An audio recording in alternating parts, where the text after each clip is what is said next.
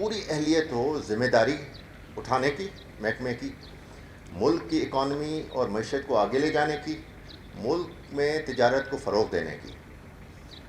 اس وقت ہماری تقریباً 40% جو ورک فورس ہے اس کی عمر 30 سال سے کم ہے۔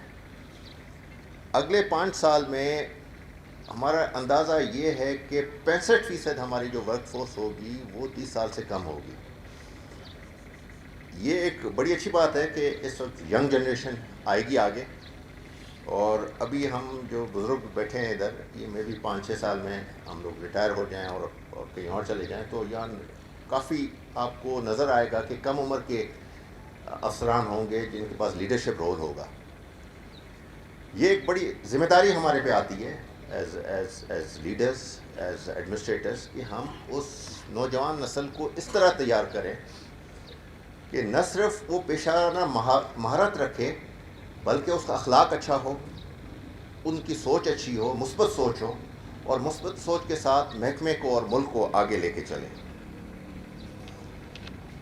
پاکستان کسٹمز جتنے بھی سرکاری ادارے ہیں، چاہے پروونشل گورنمنٹ کے ہوں یا فیڈرل گورنمنٹ کے ہوں، پاکستان کسٹمز نے ہمیشہ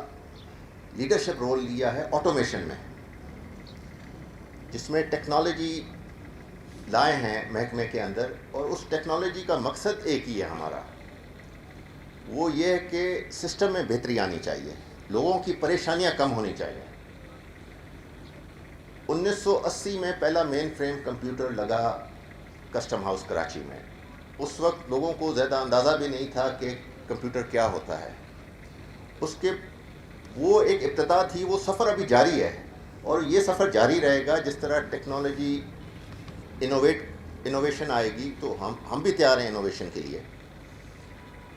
آج ہمارے پاس ویب بیس کلیئرنس سسٹم ہے، ہمارے پاس شیئرنگ آف انفارمیشن ہے کہ آپ ہماری ویب سائٹ پہ چلے جائیں، ہمارے